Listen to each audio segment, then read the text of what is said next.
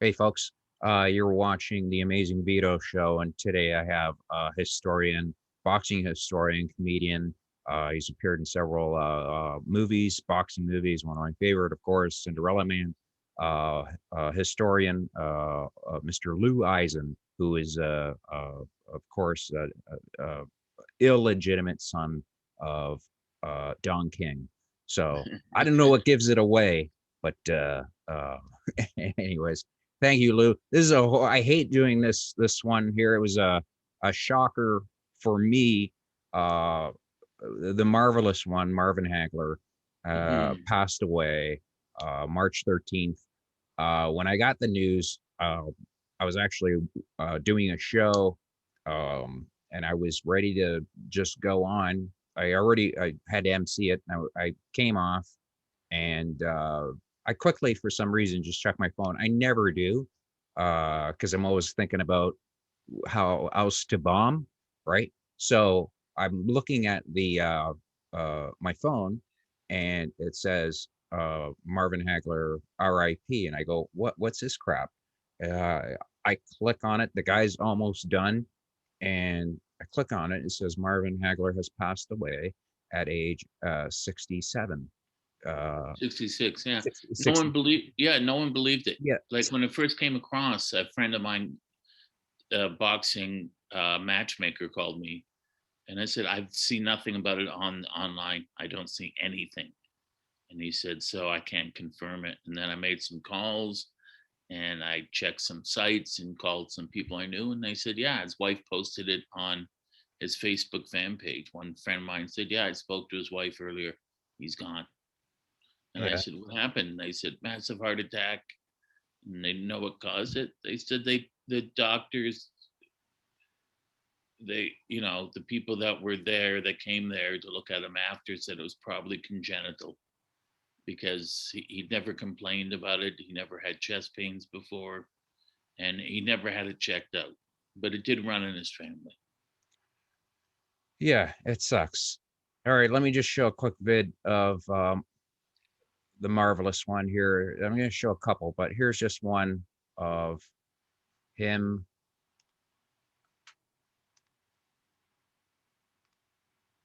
Come on. Sorry. Let's go.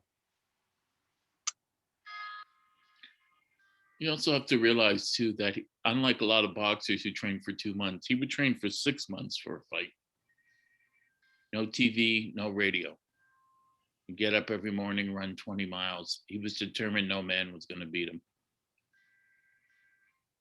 And so when he went into training, yeah, I mean, he took it seriously. He knocked out his sparring partners. And he fought guys that hit him with everything they had, and it did nothing. I mean, I spoke to guys he fought that said, I hit him the best shot I could ever hit a Look at guy. him attacking. Yeah, I hit him the best shot I could ever hit a guy, and he just smiled and kept coming. The only Incredibly time, powerful man. yeah, the only time I ever saw him hurt for a tenth of a second, and I mean a tenth of a second, with the Hearns fight, when Hearns hit him a right hand and his right knee, I don't want to say it buckled, but it bent for like a half second, and that was it. And then he just went for it. He was a converted southpaw. He was a natural right-hander. He fought southpaw. He was actually ambidextrous, but before he fought Ray Leonard, Angelo Dundee paid a kid to go get his autograph, and he signed with his right hand. I Yeah, don't think people could this is hear you. Mustafa Lou, I Hamsho. don't This think is people could hear you because of sorry, no, it's because of the music when it, no but problem. anyways, just watch this and then we'll talk about it in a sec here. There, that was Mustafa Hamsho.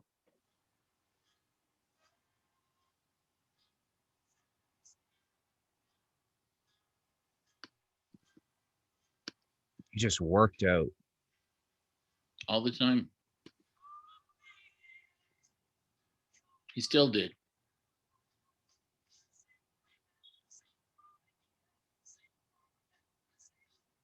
Alan Minter. This is when he won the title.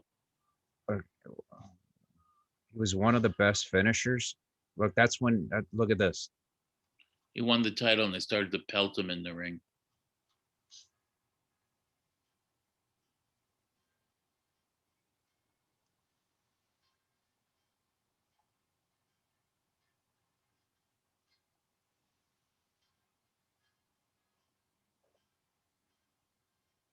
Mustafa Hamsho butchered him.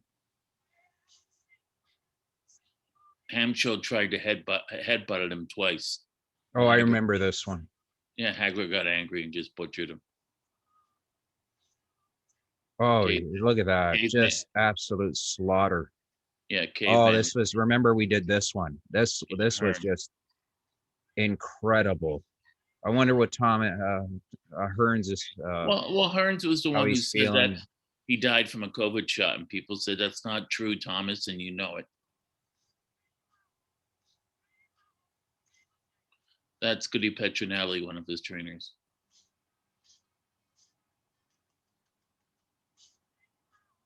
Look, when he rocks you, he rocks you. Yeah.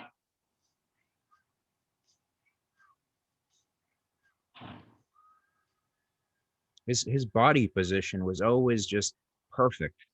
Yeah, he was technically perfect, flawless.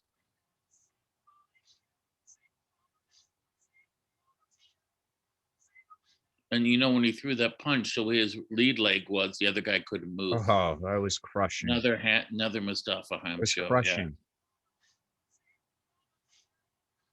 Look at that, the head snap back, like just. Yeah. Oh, we love you, Marvin. You were marvelous. That was his legal name too. Yeah. Okay, let me crank you up. Sorry, it's just sometime playing the vid. It because I don't know if you guys are on the same broadband or whatever, but you can't hear you, or if I turn. Anyways, you guys are like on the same volume. So right. Okay, now you're fine. So yeah, that was quite shocking. And we saw a little clip of the Marvelous One fighting there. Again, he was my favorite boxer.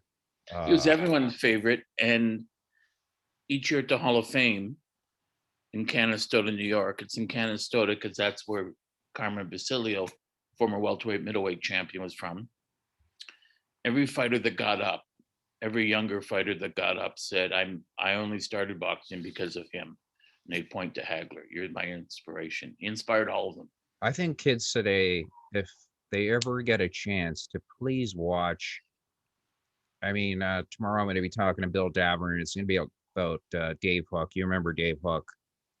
Yes, Dave Hook drove me home from Kitchener, and I had taped the Foreman Michael Moore fight, and we watched it together and held hands because we were like praying the Foreman would win, and we wouldn't listen to the outcome on the radio. We got home, and we're holding hands and we're watching, and then he wins, and we both looked up and we looked at each other. We were both crying. We couldn't believe Foreman had done it. We just went, thank you. Thank you, God. And Bill did this awesome, I'll show it tomorrow. And Dave was a brilliant stand-up comic, but he also was he did a little bit better of even a better human being, a real gentleman. Yeah, he was awesome. A boxing fan, big boxing, and he used to box. Yeah. And he in 2006 passed away of he had a brain tumor that finally he was fighting it for a while, but he was a sweet guy. And Bill did this amazing documentary about Dave. And Dave, I remember talking to Dave back and forth about boxing. That's, we just loved, but I think when we were just talking, he was like, we were just talking a little bit. I talked a little bit about boxing, and his eyes lit up. He goes, yeah, all right, great. So he knows boxing, great. So then all of a sudden it was just like a bonding experience. Yeah, it was like a kind of a bonding thing where you just go, we both share a love of the sport. So anyways, I'm going to show that tomorrow. But yes, this came out of left field. He was still a young, I consider 66 young. Okay. Yeah, he's only 6 years older than me. Yeah, I do not, he left boxing, his record was 67 fights and only 3 losses. And I could say that I don't agree with the Sugar Ray one at all. No one does. In fact, you could make a case that he didn't lose at all. He got Yeah, screwed in those 5 fights, 3 losses, 2 draws. yeah, First 2 were in Philadelphia. When he started boxing, Philadelphia, how do I say this, produces great middleweight fighters the way Canada produces hockey players.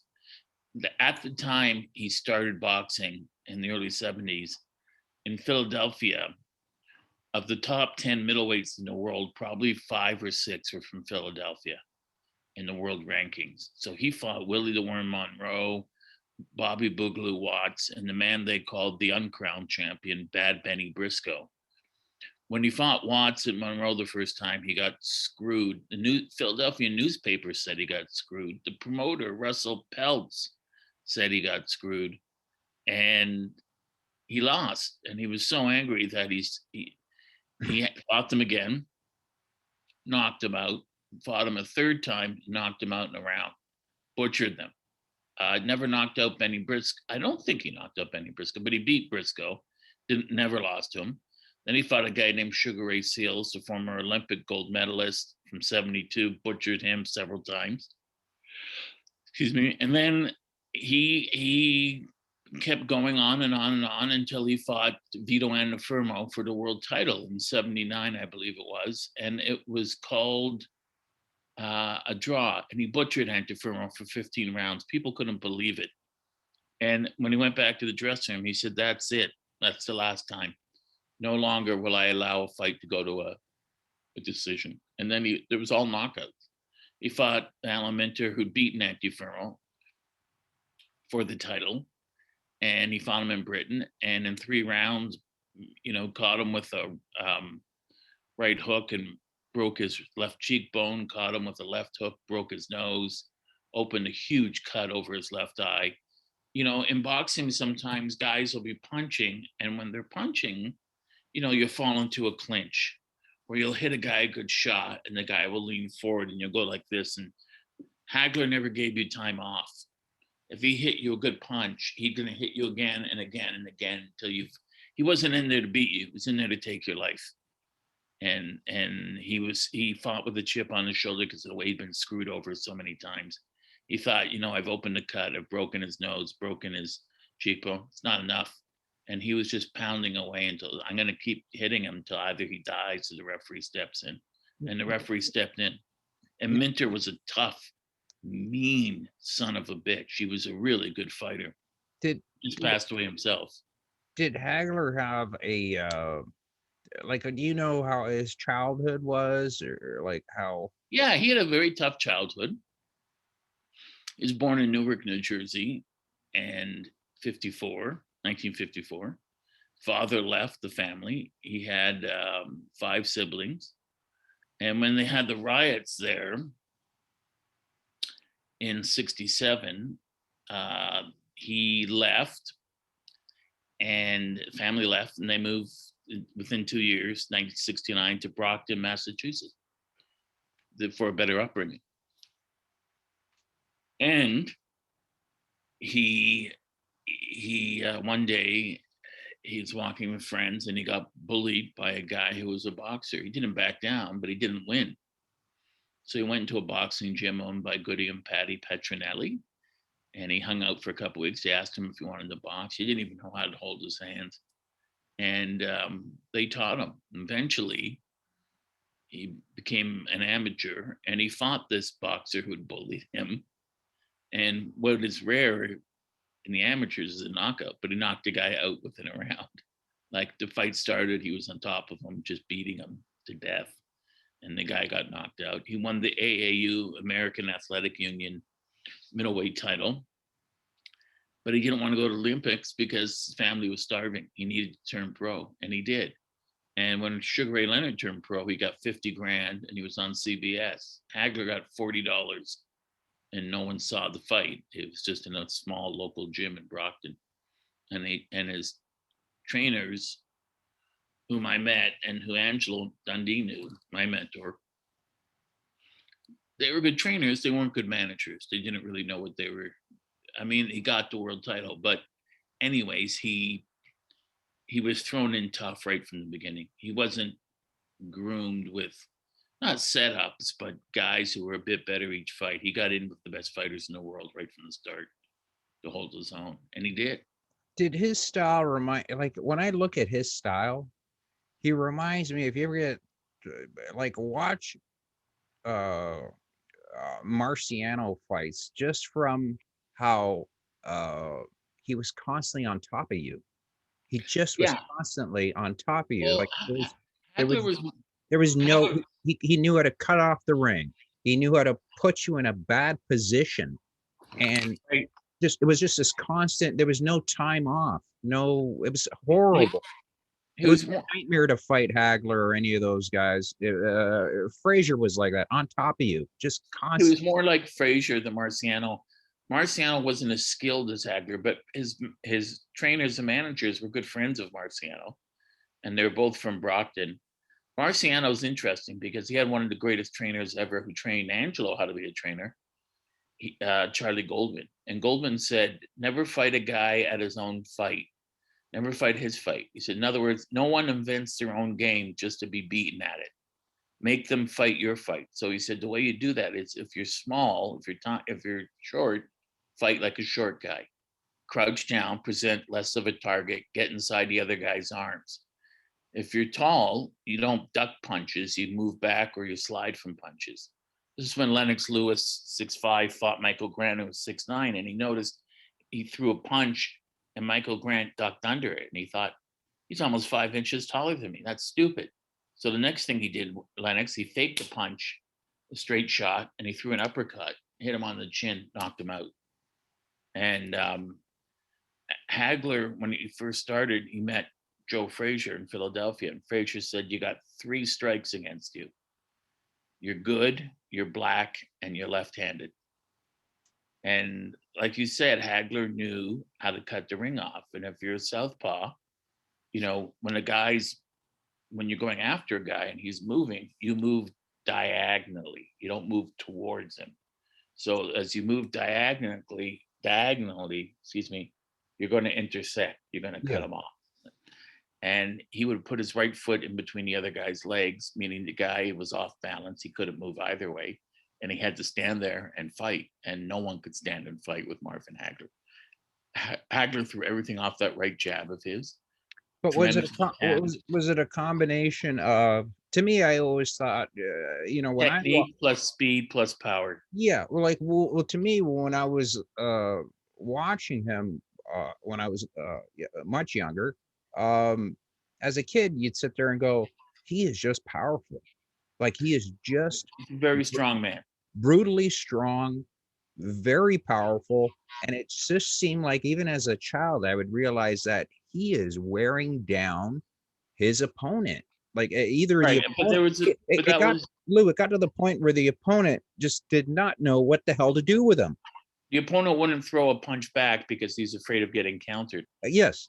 And Marvin, the way as you're saying, he fought with a chip on his shoulder because he'd been screwed over before. And as he's beating a guy up, he thinks they're going to still take this away from me. They're still going to screw me on this one. I can't let this go to a decision. If this goes to a decision, they're going to rob me. And so, because of that, did it seem like he had like me watching him? It was like, it's like he was double parked outside. He had to get it done quick. yeah, but it was like, it was just not only that, but it was just this rage. That was him. It That was was Marvin. it was just this angry. They never left him. Yeah, it just seemed like this guy is just, you've really pissed this man off, and he's going to take it out on you. And Yeah. that if you do ever get a chance, you gotta, don't just watch the Thomas Hearns fights. There are so many other fights you could watch. You could watch, and you could see why he's called one of the greatest for a reason. Well, he's certainly the greatest middleweight champion of all Yeah, time. to me he is.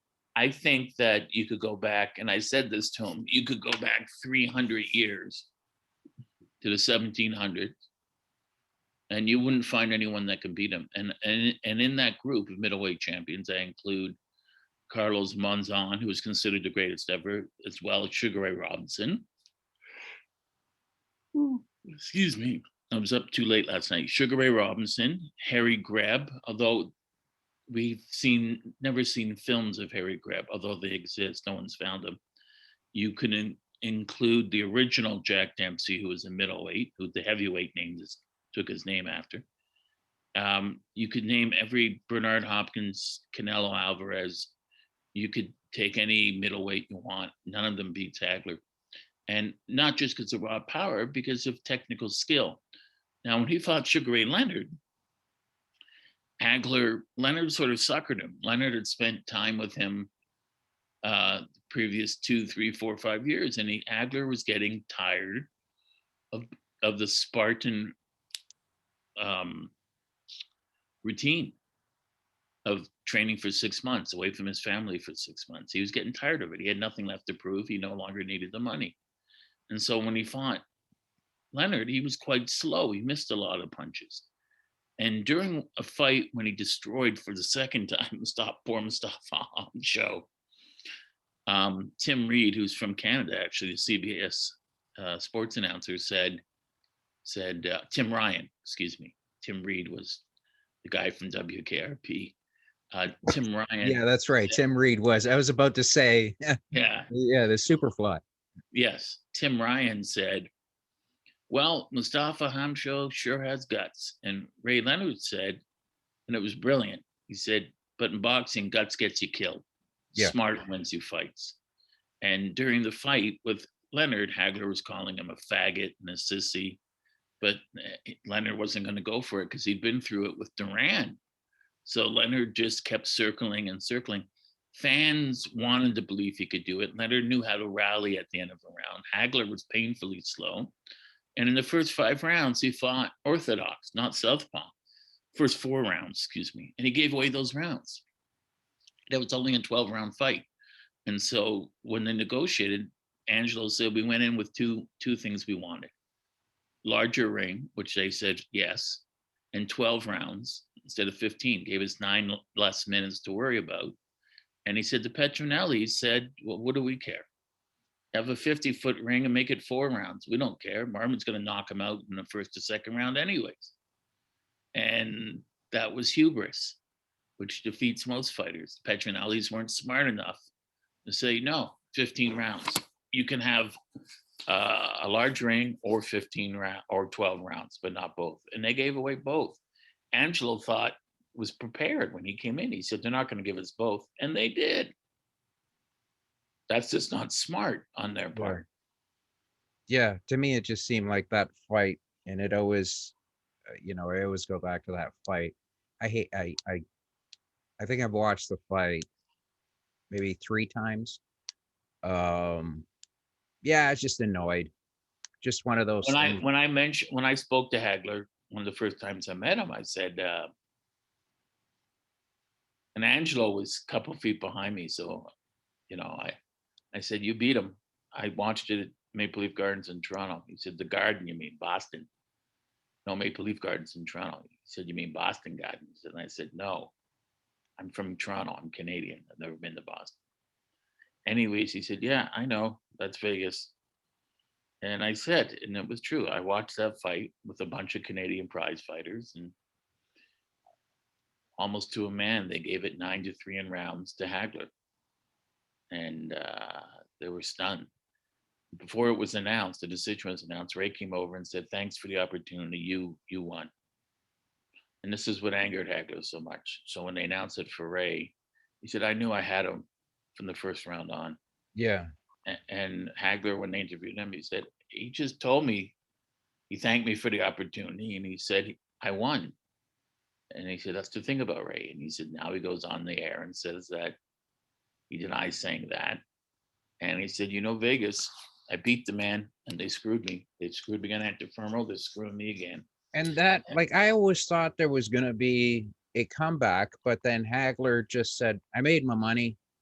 Don't need it. most guys, the business, you could be a professional wrestler or a comedian or whatever you are, the business will quit you. The, the business will use you up. And then once they're done with you, you're done, you know? Well, Hagler, there are a couple things of Hagler. Hagler wanted to get back at Ray, but he had no confidence if he went and trained again that he'd get a fair decision. And Ray wanted to fight him because of all the people saying he didn't win. And so he meet with Ray from time to time, saying, sure, we'll do it again. And this was Hagler's plan to get back at him. He strung Ray along for 2, 3, 4 years, called a press conference, and people say he's coming back, he's going to fight him. And Ray was there. Ray was at the press conference. And he did the same thing Ray did to him when Ray retired temporarily. He said, no, I'm still done. Too bad, Ray. Now you know what it's like to feel like waiting 3, 4 years for something, have someone, tell you this. And this is all from Hagler's perspective because I was friends of both. The problem with the Ray fight, with the Ray Leonard fight, was this. When he won against Alan Minter in England, the British, there are 50,000 people in attendance. This is why when Vito, when people say to me, and you know this, because numbers don't lie, they say, well, UFC is killing boxing. Boxing is dead. And I've had that from the fan radio station here when I wanted to do a show. And I said, but the numbers you don't have to believe me. Math doesn't lie. 2 + 2 always equals 4. And so there were like 75,000 people at Wembley Stadium for the fight. And when I spoke to the fan, I said, Canelo just drew 102,000 in Mexico. There were 90,000 to see Pacquiao. There were over 100,000 to see Klitschko. How can you say boxing's dead? UFC doesn't draw audiences like that. They do. Anyways, that's not the point. So he's I know what you're saying, though. I know right. What you're saying. So he's in England, and when he beats Minter for the title, he can't get the belt in the ring because all these people are showering the ring with bottles. So he gets a security guard, plural, like all these police and security come into the ring, grab him, put him under the canvas, under the ring with his trainers for an hour. And then an hour later, they get 100 more people come and they're rushing him. He's running to the dressing room and they're still pelting him. He got hit by a bottle in the head. And he never forgave England for that. So because of that, when it came time to fight Leonard, one of the judges was Harry Gibbs from Britain, who's actually an outstanding judge, a very, very, very fair judge. And he's the kind of judge that would favor a fighter like Hagler's style. But his trainers and managers, depending on, he said, no, we don't want him. So they brought in a guy named Jojo Guerra from Mexico, who'd never judged a big fight. He'd only done 4-rounders, 8-rounders. He had no clue. And at the end of the fight, I think he had it something like 10 rounds Leonard, 2 rounds Hagler. The irony is Harry Gibbs judged the fight still, but unofficially. So on the broadcast, when it was over, he said, how did you score it? And he said, I gave it 8-4 for Hagler. And one of the other, so if you take Jojo Guerra out, it was a split decision. One judge had Hagler, one had Leonard. If they'd kept Harry Gibbs, Hagler would have retained his title. Yeah, but I understand why Hagler was, and he seems like the type of guy that if you crossed him, he never, he always had animosity towards Ray. People would say to me, yeah, but I saw them together talking or laughing. Right. And I said, but I know both guys. There's an underlying animosity. I said, years later, he was at a function and Thomas Hearns showed up and Hagler went, what's he doing here? And someone said, Marvin, that was 20 years ago. Yeah. Let it go. That would be me. That would be me. I'd be like, yeah. And Hearns came over, gave him a hug and a kiss, and they became friends. That's good. I'm glad that they finally, because that was when Hearns wanted to have a comeback, in his late 50s, It was Hagler who went to see him and said, Thomas, you've Yeah. got nothing. Why You need you? the Yeah, you don't need the money, do man. you need the money? No. Well, you held like 7 or 8 world titles. You don't need this. Don't do this to yourself.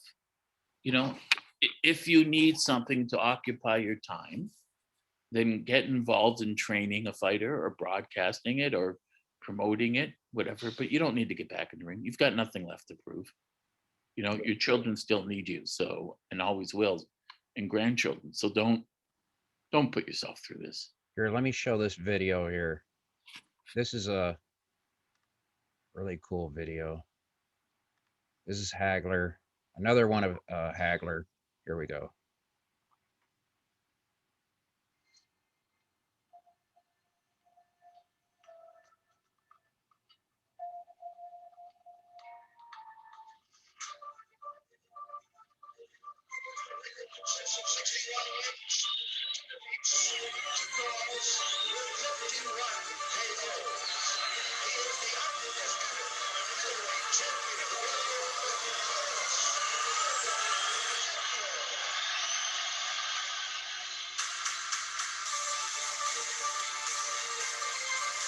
And Tony Simpson from Britain. Amsho again. Amsho made the mistake of headbutting. Oh, mercy. Oh, out of That's Hamsho, yeah. Fought twice. Hearns.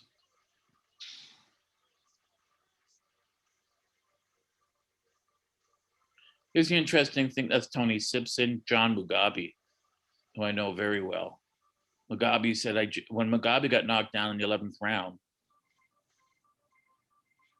his trainer and manager said, stay down. If you get up, he'll kill you. And he meant it. That's Hamsho. That's Alan Minter, the world middleweight champion at the time. I think that's Boogaloo Watts. Yeah.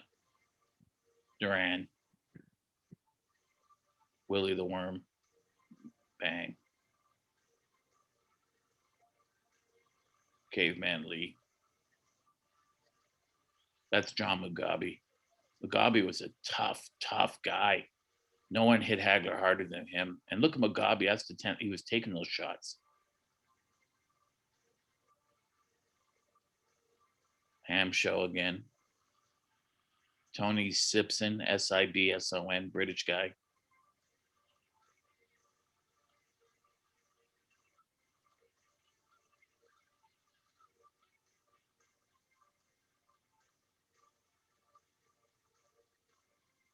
Thomas Hearns.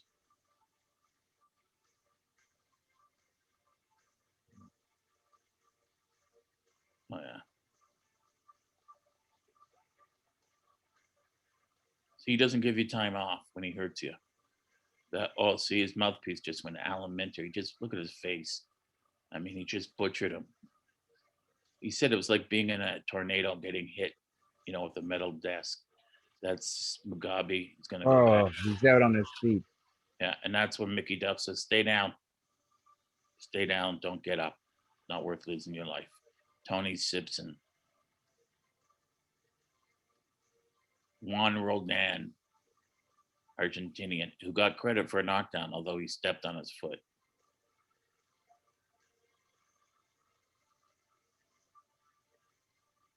Tony Sibson again. No, that was Vito Antifermo, excuse me. That's Alan Minter. This looks like the 10th round with Mugabe. Duran. He almost lost the fight to Duran, according to the judges. They had it equal. They had it even after the 14th round. Vito Antifermo, that was the rematch where he butchered him. He was talking to him. Think you're gonna get a gift today, Vito? Not today. Today you die. Yeah. And they don't show it here, but you see Mickey Duff, his trainer, saying, stay down, save your life, stay down. Oh man, it's too soon. It's a shock because I love him, you love him. I cried, millions of others did, and like you're saying, here's the thing, the essential thing, Vito. I loved him and you loved him, and not liked but loved, because he was, and I, in the chapter in my book about him and Ray, Hagler meant so much more than just being a boxer, the middleweight champion. He was the guy for me and for you and other millions of people around the world who have talent but got screwed over during their life. He was the champion for the person that just couldn't get a break, where the person in charge, the big wig, said, you know what? You've got talent and you've got brains, and I'm not going to let you get to the big deal. I'm not going to let you win. He was that guy's champion, the champion for everyone that had been denied in life, everyone that had been screwed over, who'd been cheated and thieved and robbed by sons of bitches who controlled the system. He was their champion. He was the guy that said, I'm the champ. You can try everything you want against me. I'm still going to bust your head open. I'm still going to lay you out in the canvas unconscious. I'm still going to take your career, the fight, and your life from you. And he was that champion. And he fought like that. He fought with that on his shoulder. Like But Lou, guy. he didn't fight bums like those No, guys that he he was. fought the most elite level fighters. And when guys like Mugabe told me, when he would hit him 2-3, he said, I hit him with the best shots I ever hit any man. And he said, Hagler looked at me and just went, nope. He said to him, no. Yeah, he was He just. said, you don't know how crushing that is to Well, have a guy look at it's you and kind just of say, it. no. It's that, but with him, if you watch the fights, the guys that he beats, they look like they are crushed. They are put through a wood chipper. They just They were. they just They drop to were. the floor. They crumble. They absolutely crumble to the floor, and you could tell that they're done. It's Yeah, done. he hit your left hook to the liver, which is the most vicious punch in boxing. And then as you're in tremendous pain, your arm comes down, bang, breaks your cheekbone. And then you come up like that, bang, breaks your nose. So now now you're just wanting to die. Now you're like, for the love of God, just knock me out already. He's taken your will to fight, almost your Yeah, will to live. I there mean, is he's that that good. in Formula One. When I used to watch it, there used to be a thing where if a guy was chasing you down lap by lap, if you could get further away from that person, you're breaking their will to just say, you know what, there's only 10 laps left.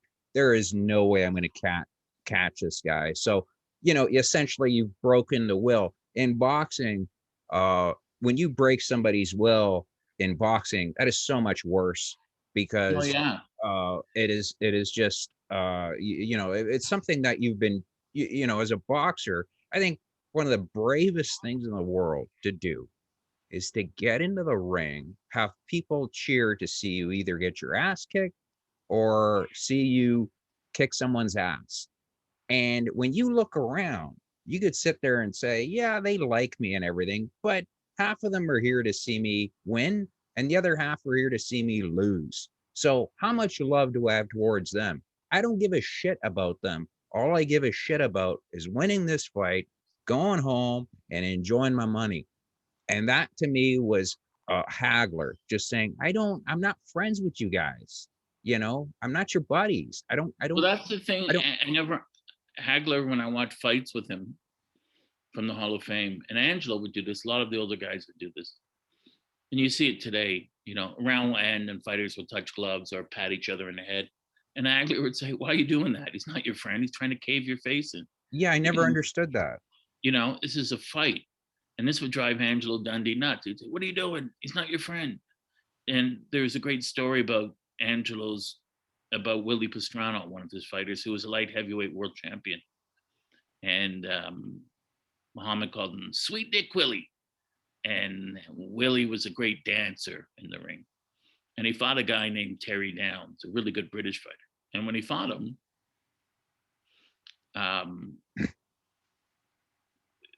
Pastrana was sleepwalking through the fight. And when he came back after the fourth or fifth round, Angelo said to Willie, he's a good guy, isn't he? He said, yeah, he is. I mean, he's a good fighter, Willie, but he's a really nice guy. Yeah. Yeah, I like him. And Angelo said, I like him, but you love him. I don't love him. I mean, he's a nice guy. I like him. No, you love him. You really love him.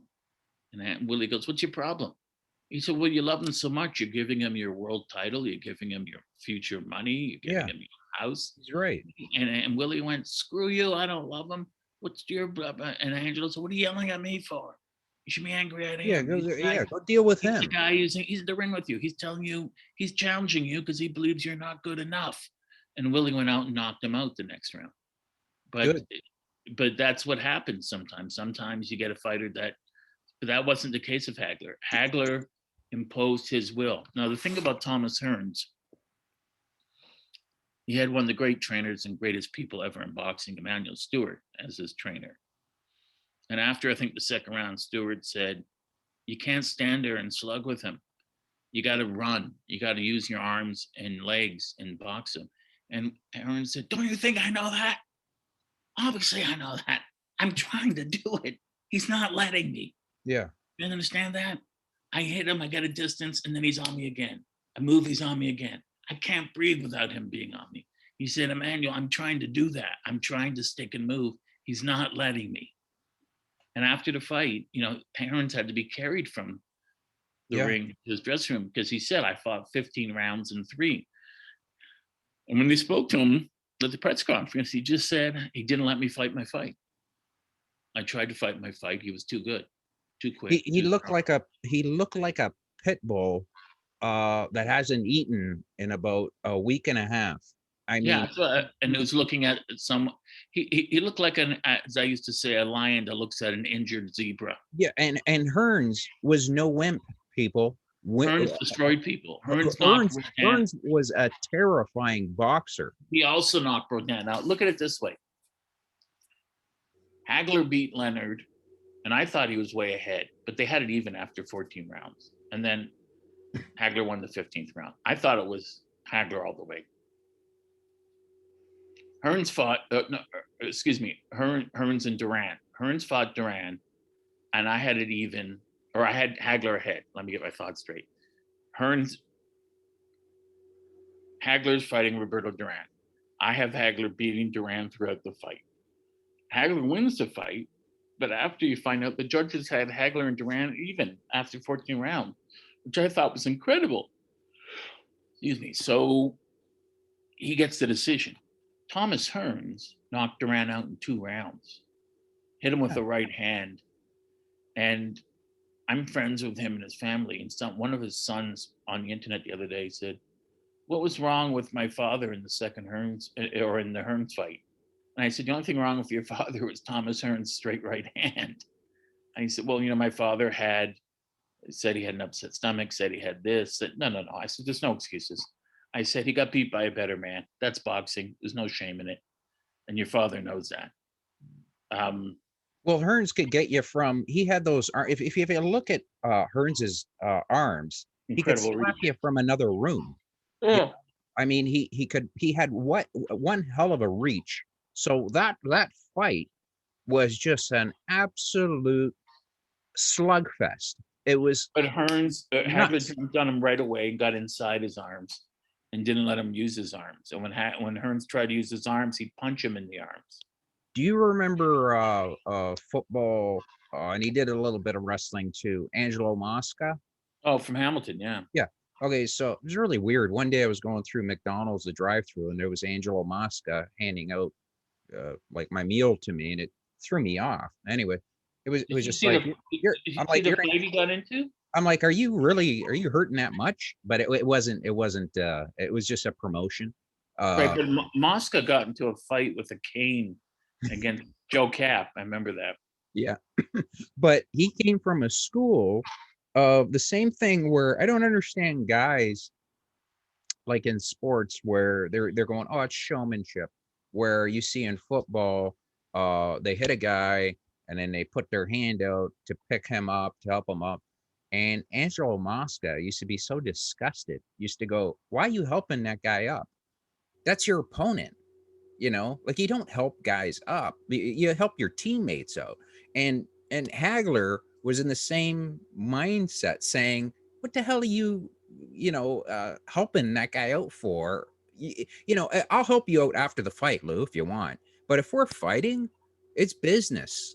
You know Right. that." And one thing Angelo Dundee noticed that Hagler used to do in his fights, and Leonard took advantage of this.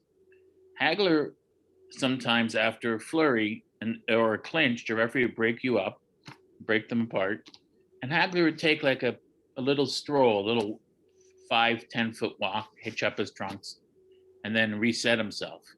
Angelo said to Ray, "Don't let him do that." And Yeah. so the first time Hagler did that, and Ray jumped on him and started to hit him. And Hagler wasn't expecting that because people respected Hagler so much. The guys he fought, they let him do it. Gave him that 5-10 second breather. Leonard didn't do that. He jumped on him right away. And but Hagler was just a threshing machine. I mean, the chip on his shoulder, you could see a look on his eye, especially after the first round of Hearns when the referee's separating them and he's giving him that look that says, "We're not done yet." Yeah. Sorry. There's this we talked about it the other the other time when we covered that Thomas Hearns fight, was how uh, he just when he finished that fight, just the look of shock, just Hagler's face. And I remember being pissed off for about 5 years. I didn't watch the fight after because I just thought this is just, the fix is in here, folks. And I thought this whole flurry at the end, and I don't want to shit too much about that fight because there's so many great fights that Hagler went through his career. But the one that Hagler 11 title Hagler defense. will go down as, he was the only guy when he won the title. When you win a title, okay, a world, that means you were the best in the world. When he Yep. won his title, they never put the belt around him because idiots were pelting him with Yeah. beer bottles, you name it, anything they could find.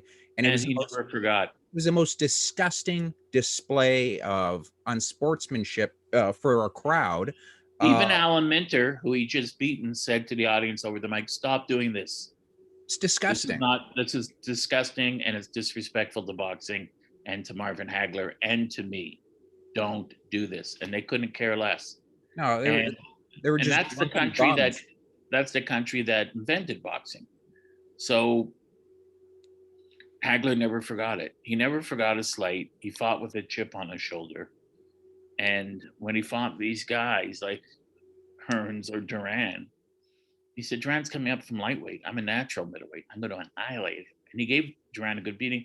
Duran was smart. Duran stayed inside, used his shorter size to get inside Hagler's longer arms. And Duran fought a smart fight. But Hagler beat him by a wide margin, although they gave it to Hagler just because he won the last round, which I think was just ridiculous. He couldn't believe it, although he just said, "I'm glad I won, but I thought it was a wider decision than that." And it was. Like when he left boxing and he went to Italy to become a film star, um he never once ever came back just to, like, once he was out of boxing. He'd come back every year to the Boxing Hall of Fame for the induction ceremonies. Right. And that's where I met him and took pictures of him. Did him and Thomas, they didn't get along? Oh, they got along. He spoke to Thomas. He spoke to Ray too, but it was tense at times. Sometimes it was casual. But when Mike Katz, the writer for the New York Times, got inducted,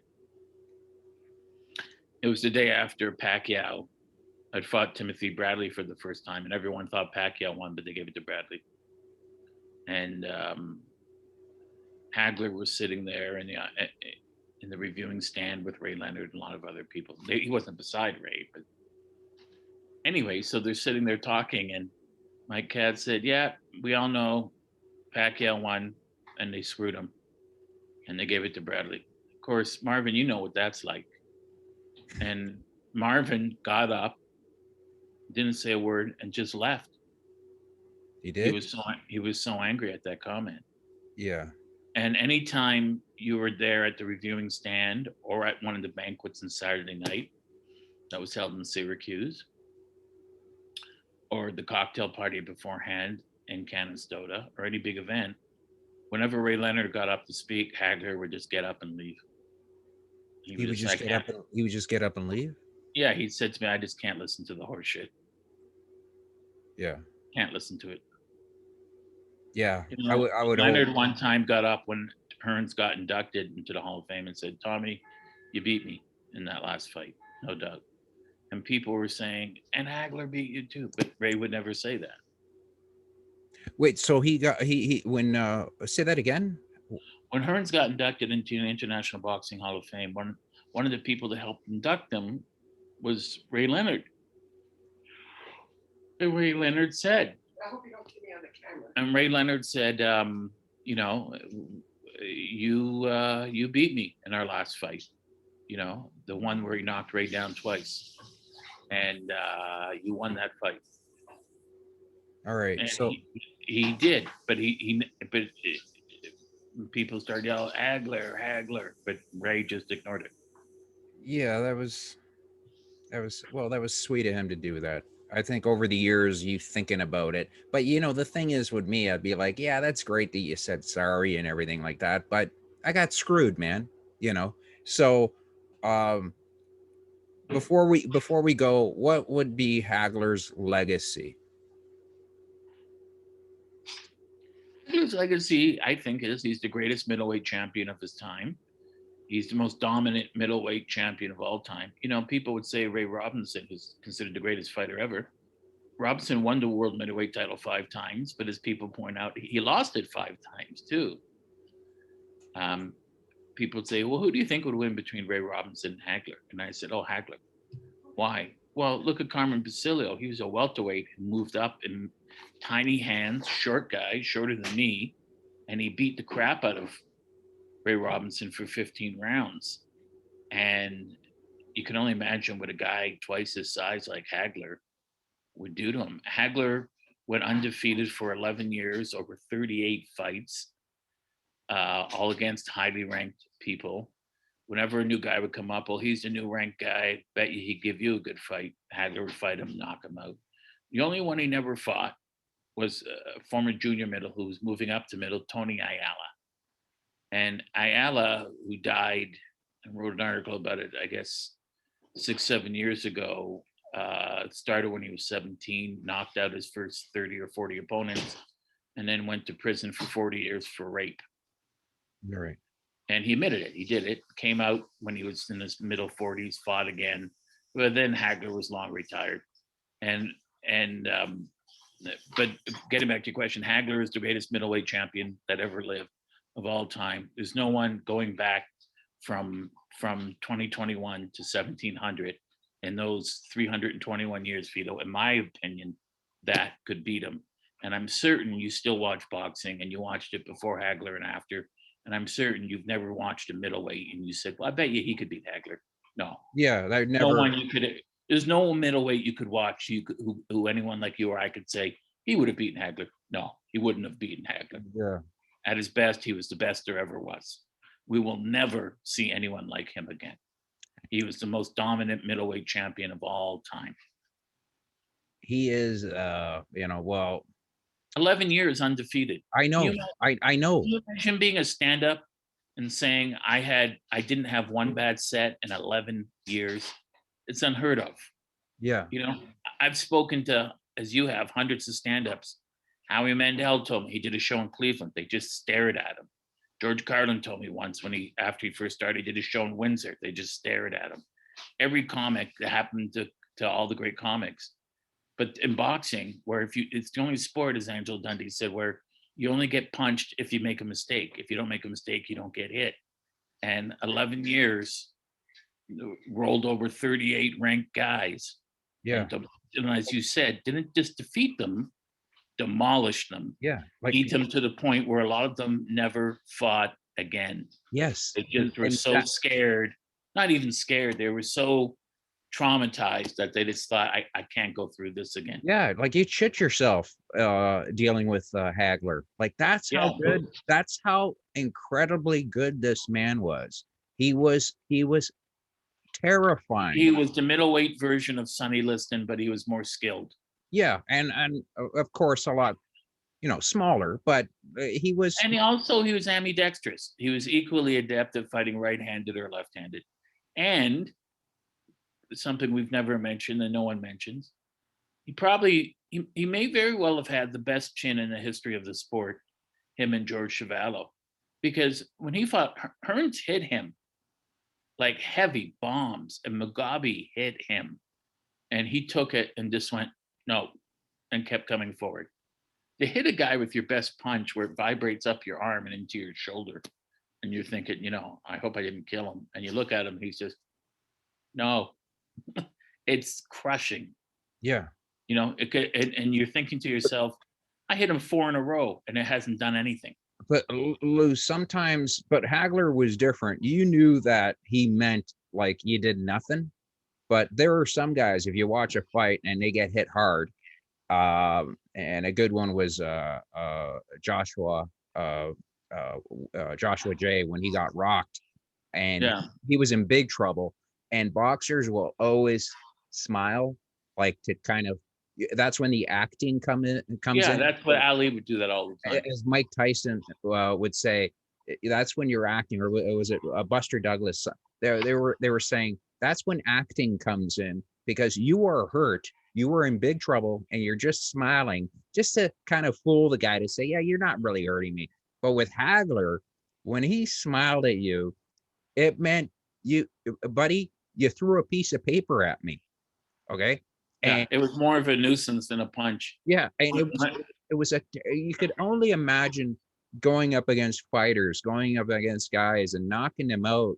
And then a punch that you could throw that will hurt a guy. And you were to hit Hagler with one of those punches, and he would just smile at you. And that's demoralizing. It's a famous story. In the 1920s, the great lightweight champion Benny Leonard fought another great Jewish fighter, Luke Tendler from Philadelphia, lefty Luke Tendler.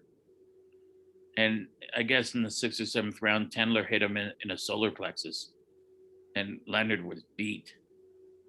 And so he grabbed him, he clinched him, and he said, keep your goddamn punches up. If you're going to fight for the world title, you got to fight like a fair fighter. Where the hell do you get off hitting me a low blow?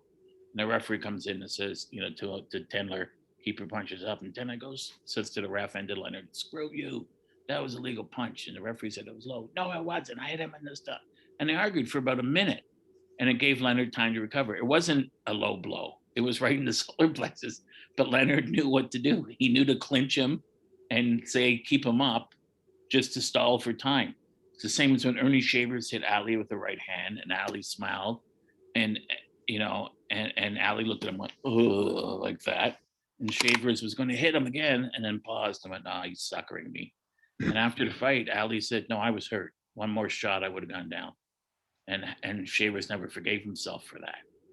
But that's the skill in and of itself. Yeah. Hagler didn't need that, because punches bounced off him, and it just, it was like it's like on the cottage out in the back deck in the summer, you're just swatting away a fly or mosquito. To Hagler, it was just an annoyance. It was a surface nuisance. It wasn't something that really hit him. And when he was so angry when he fought Rodan, and Juan Rodan stepped on his foot and hit him, and he went down. And then they said it was a knockdown.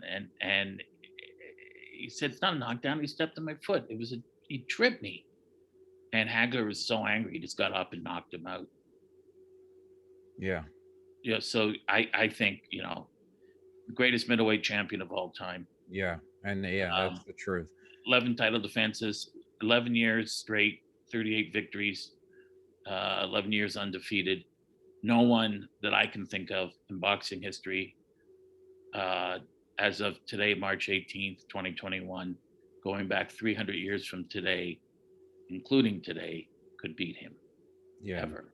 And that's my sentiments exactly. So, folks, do yourself a favor.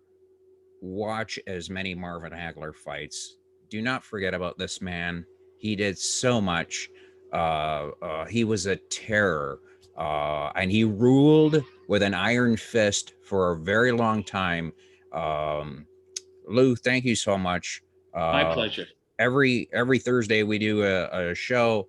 We pick a boxer that or anybody that we like, and we're gonna be. I think the next one we're gonna do is Frazier Ali. We're gonna cover that one because Lou knows all the ins and outs, and he knows stories. Half of these stories I can't tell you, but they are true. There's stories that could get Lou in trouble. So I appreciate it, folks. We lost Marvin Hagler March 13th, 2021. Too At soon. at such a young age, he will be sorely missed. And to me, um, he is the best there is, the best there was, and the best there ever will be. Amen. All right, love you, Lou. Love you too, buddy.